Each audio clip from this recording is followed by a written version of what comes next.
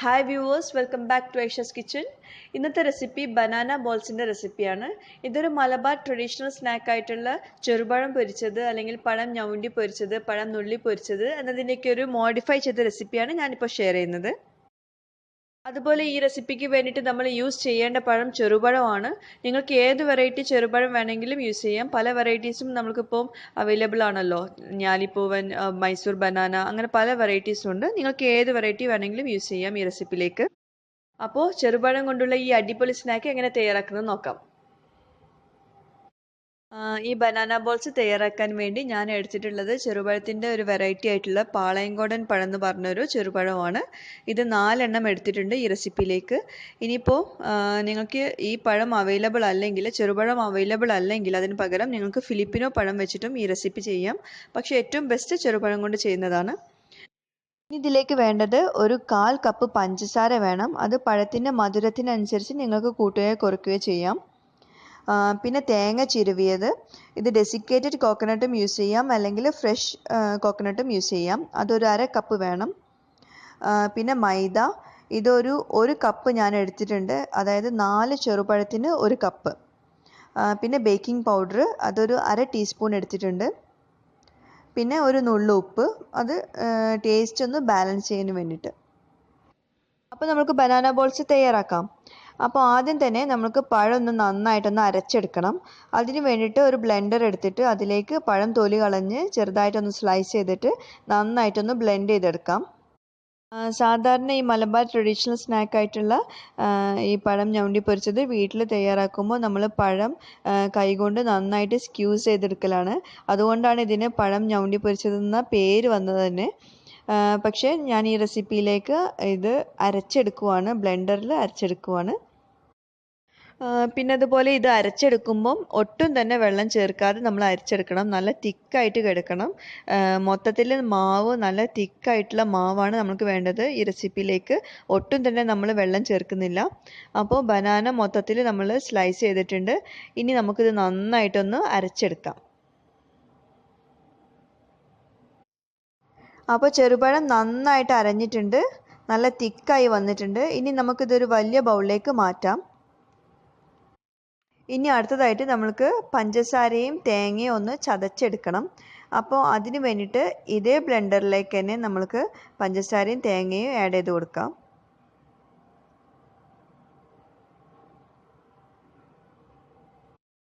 ഇനി നമുക്കിതൊന്ന് അരച്ചെടുക്കാം. വെള്ളം ഒട്ടും ചേർക്കാതെ അരച്ചെടുക്കണം.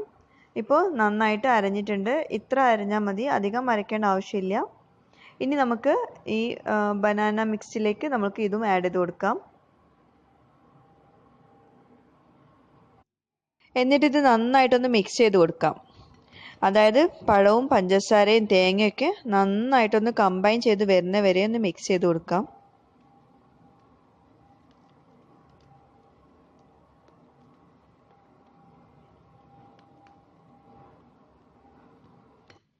ഇപ്പോൾ ഇത് നന്നായിട്ട് മിക്സായി വന്നിട്ടുണ്ട്.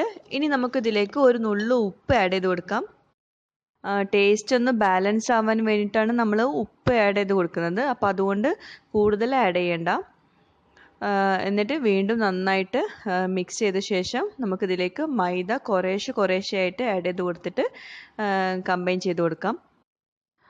നമ്മളിതിൽ ഒട്ടും തന്നെ വെള്ളം ആഡ് ചെയ്ത് കൊടുക്കാത്തതുകൊണ്ട് നമുക്കിത് മിക്സ് ചെയ്യാൻ ബുദ്ധിമുട്ടാവും. അപ്പോൾ അതുകൊണ്ടാണ് കുറേശ്ശെ മൈദ ആഡ് ചെയ്ത് കൊടുത്തിട്ട് കമ്പൈൻ ചെയ്യാൻ പറയുന്നത്. നമ്മൾ ഒരുമിച്ച് ആഡ് ചെയ്ത് കൊടുക്കുകയാണെങ്കിൽ നമുക്കിത് മിക്സ് ചെയ്യാൻ ഒരുപാട് ബുദ്ധിമുട്ടും. എന്നിട്ട് ഇത് നന്നായിട്ടൊന്ന് നമ്മൾ കുഴച്ചെടുക്കണം.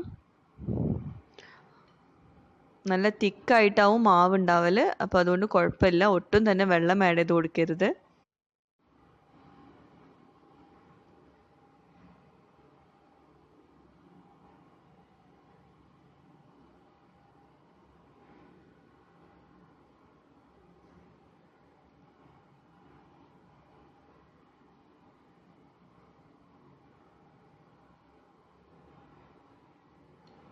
അപ്പോൾ മാവ് ഏകദേശം റെഡി ആയിട്ടുണ്ട്. ഇനി നമുക്കിതിലേക്ക് ബേക്കിംഗ് പൗഡർ ആഡ് ചെയ്ത് കൊടുക്കാം. പിന്നെ അതുപോലെ നമ്മൾ മാവ് റെഡിയാക്കിയിട്ട് കുറച്ച് കഴിഞ്ഞാണ് പൊരിക്കാൻ ഉദ്ദേശിക്കുന്നതെങ്കിൽ ആ സമയത്ത് ബേക്കിംഗ് പൗഡർ ആഡ് ചെയ്ത് കൊടുക്കുന്നതാവും നല്ലത്. ഇനിയിപ്പോൾ നേരത്തെ ആഡ് ചെയ്ത് കൊടുത്താലും കുഴപ്പമൊന്നുമില്ല, പക്ഷേ ഏറ്റവും ബെസ്റ്റ് നമ്മൾ പൊരിക്കാൻ നേരം ബേക്കിംഗ് പൗഡർ ആഡ് ചെയ്ത് കൊടുക്കുന്നതാവും. അപ്പോൾ ഇത് മാവ് നന്നായിട്ട് വീണ്ടും കുഴച്ചെടുത്തിട്ടുണ്ട്, നല്ല തിക്കായിട്ടുണ്ട്. അപ്പോൾ ഈ പരുവമാണ് നമുക്ക് വേണ്ടത്. അപ്പോൾ ഇതുപോലെ ആവണം. അപ്പോൾ ഇനി നമുക്ക് ബനാന ബോൾസ് പൊരിച്ചെടുക്കാം. അപ്പോൾ അതിന് വേണ്ടിയിട്ട് ഒരു ചീനച്ചട്ടിയിൽ ഞാൻ എണ്ണ ചൂടാക്കാൻ വെച്ചിട്ടുണ്ട്. ഡീപ്പ് ഫ്രൈക്കുള്ള എണ്ണയാണ് ഞാൻ ചൂടാക്കാൻ വെച്ചിട്ടുണ്ട്.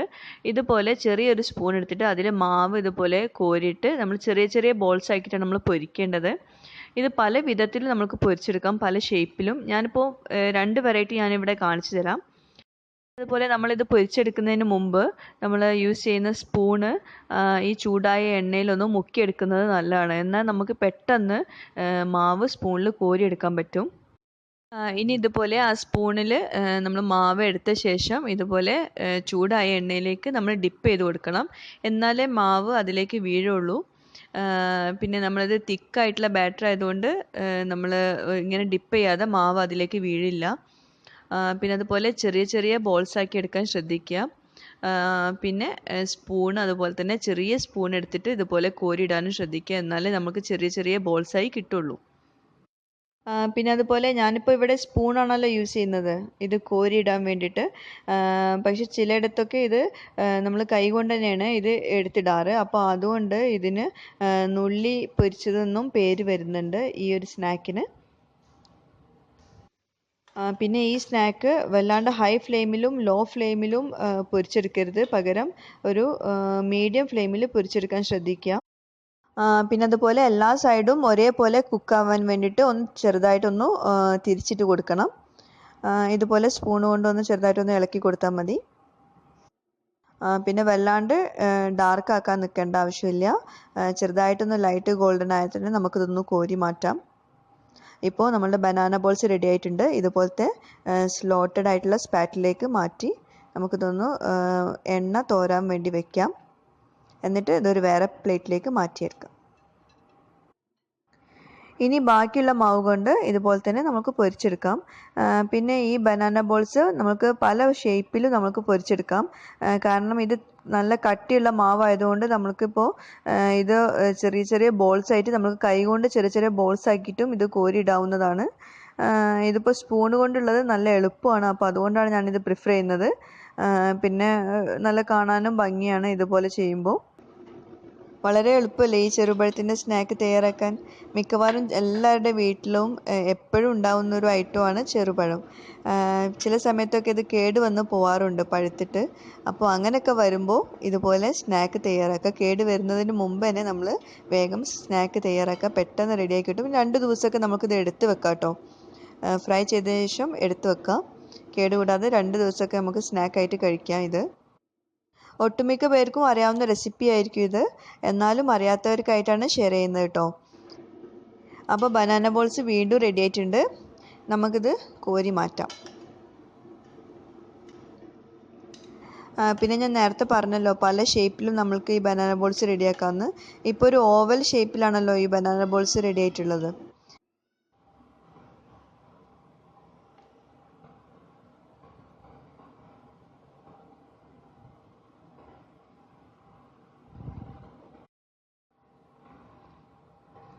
ഇനി ഈ സെയിം മാവ് കൊണ്ട് ഇതുപോലെ നിങ്ങൾക്ക് ഇത് വറുത്തെടുക്കാം.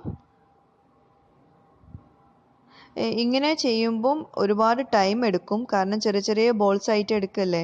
അപ്പോൾ ഒരുപാട് ടൈം എടുക്കും നമ്മളിതൊന്ന് ഫ്രൈ ചെയ്ത് കഴിയണമെങ്കിൽ. പക്ഷേ ടേസ്റ്റിൽ വ്യത്യാസമൊന്നുമില്ല, എല്ലാം ഒരേ ടേസ്റ്റ് തന്നെയാണ്. ഷേപ്പിൽ വ്യത്യാസം ഉണ്ടാവുന്നുള്ളൂ. ഇത് ചെറിയ ചെറിയ ബോൾസ് ആയിട്ട് കിട്ടും, മറ്റേത് ചെറുതായിട്ടൊരു ഓവൽ ഷേപ്പിലും ഉണ്ടെന്നുള്ളൂ. അപ്പോൾ ഈ ബനാന ബോൾസ് എല്ലാവർക്കും ഇഷ്ടപ്പെട്ടെന്ന് വിചാരിക്കുന്നു. നിങ്ങൾക്ക് എല്ലാവർക്കും അറിയാവുന്ന റെസിപ്പി ആണെങ്കിൽ പോലും എല്ലാവരും ഒന്ന് ട്രൈ ചെയ്ത് നോക്കണേ.